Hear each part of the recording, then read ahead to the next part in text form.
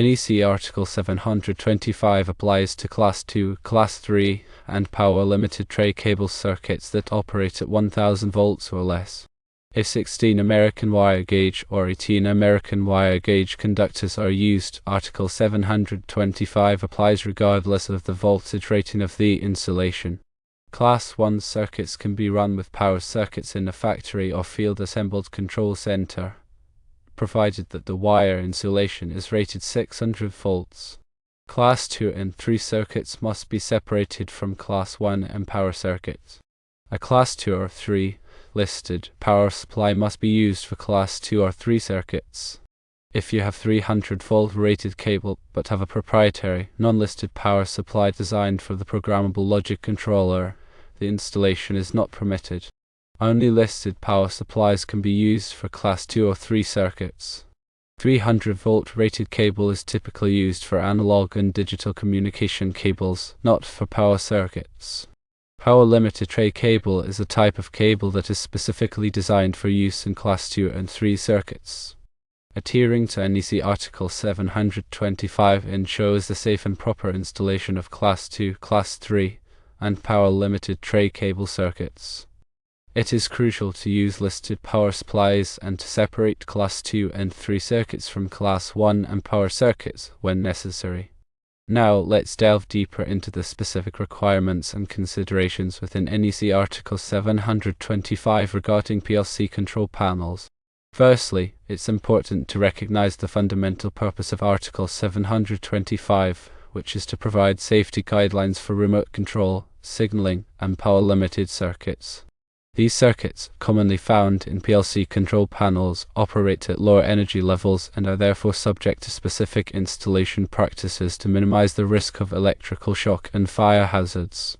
When dealing with Class 1 circuits, the National Electrical Code permits them to be installed alongside power circuits within a control center, assuming the conductors possess a 600 volt insulation rating. This allowance acknowledges the robustness and safety measures inherent in Class 1 wiring methods. However, this allowance is not extended to Class 2 and Class 3 circuits because the NEC mandates a physical separation between these lower energy circuits and Class 1 or power circuits. This separation is implemented to prevent accidental contact between higher voltage conductors and the Class 2 or 3 circuits, which could lead to insulation failure, equipment damage, and potential safety hazards. The use of listed power supplies for Class 2 and Class 3 circuits is not merely a recommendation, but a strict requirement. The term listed refers to equipment that has been evaluated and certified by a recognized testing laboratory such as Underwriters Laboratories. These listed power supplies are designed with specific safety features, including current limiting and overvoltage protection, to ensure that the energy delivered to the Class 2 or 3 circuit remains within safe limits. These limits are defined in NEC Article 725, and exceeding them could pose a fire or shock hazard. The rationale behind prohibiting the use of non-listed power supplies for Class 2 and Class 3 circuits is that these uncertified power supplies may not incorporate the necessary safety features to limit the available energy. In the event of a fault or short circuit, a non-listed power supply could deliver excessive current, leading to overheating, insulation breakdown, and potentially a fire. The code does not permit the substitution of listed power supplies with non-listed ones, even if they are seemingly designed for the specific programmable logic controller. Regarding conductor insulation, the NEC recognizes the distinction between 300 volt and 600 volt rated cables. While 600 volt rated cables are suitable for Class 1 circuits and power circuits, 300 volt rated cables are typically employed for analog and digital communication signals. These communication cables often carry low voltage signals that are not considered power circuits. Power limited tray cable is a specialized type of cable specifically designed for use in Class 2 and Class 3 circuits. Power limited tray cables are constructed with specific insulation and jacketing materials that are resistant to moisture, chemicals, and abrasion. These cables are also designed to limit the spread of fire, making them suitable for installation in cable trays and other industrial environments. When designing and installing programmable logic controller control panels, it's essential to pay close attention to the markings on the cables and power supplies. Cables should be clearly marked with their voltage rating, American wire gauge size, and the type of insulation. Power supplies should be marked with their class designation, voltage, and current output ratings, and a listing mark from a recognized testing laboratory.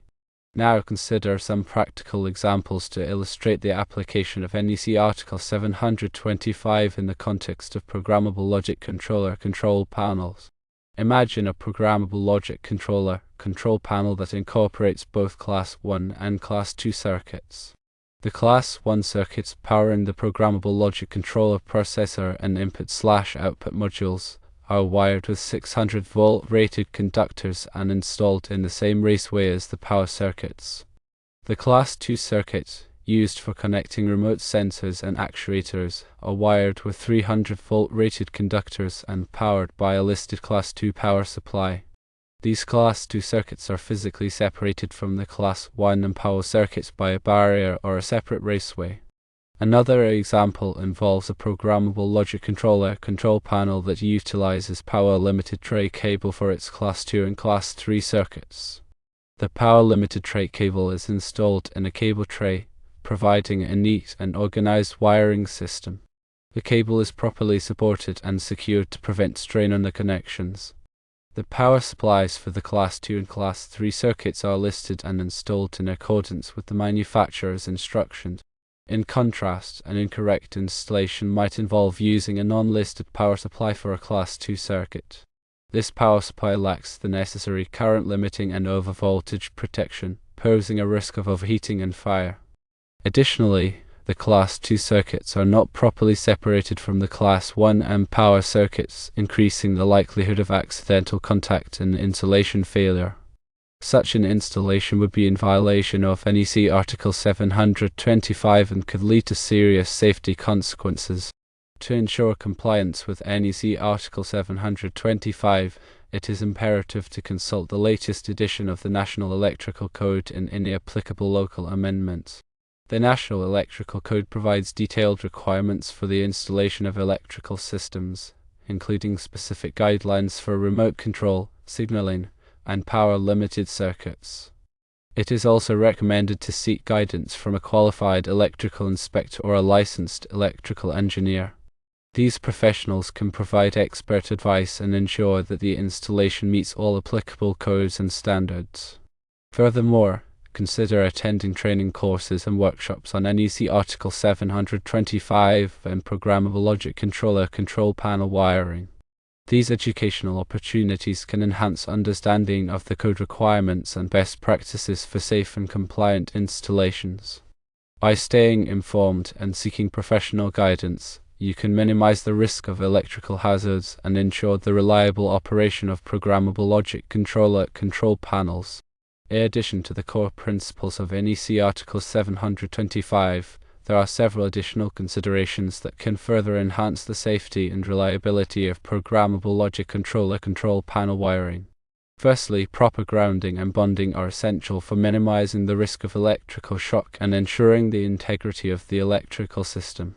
The grounding system should be designed and installed in accordance with NEC Article 250, which provides detailed requirements for grounding electrodes, grounding conductors, and equipment bonding jumpers. All metal enclosures, raceways, and equipment within the programmable logic controller control panel should be properly bonded together to create a low impedance path for fault currents. This bonding ensures that in the event of a ground fault, the fault current will flow back to the source, tripping the overcurrent protective device and de-energizing the circuit. Secondly, surge protection devices can be used to protect sensitive electronic equipment from voltage transients and surges. Voltage surges can be caused by lightning strikes, utility switching, or other electrical disturbances. These surges can damage or destroy programmable logic controller processors, input/output modules, and other electronic components. Surge protection devices are designed to divert surge currents to ground, protecting the equipment from overvoltage damage. These devices should be installed at the service entrance of the building and at critical locations within the programmable logic controller control panel. Thirdly, proper wire management and labeling are essential for maintaining a neat, organized, and easily maintainable programmable logic controller control panel. Wires should be neatly bundled and routed to prevent tangling and strain. Wire markers should be used to identify each conductor, making it easier to trace circuits and troubleshoot problems. Terminal blocks should be clearly labeled to indicate the function of each connection. Proper wire management and labeling not only improve the appearance of the programmable logic controller control panel, but also reduce the time required for maintenance and troubleshooting. Fourthly, regular inspection and maintenance are crucial for ensuring the continued safety and reliability of programmable logic controller control panels. Electrical connections should be periodically inspected for tightness and corrosion. Wiring insulation should be examined for damage or deterioration. Overcurrent protective devices should be tested to verify their proper operation.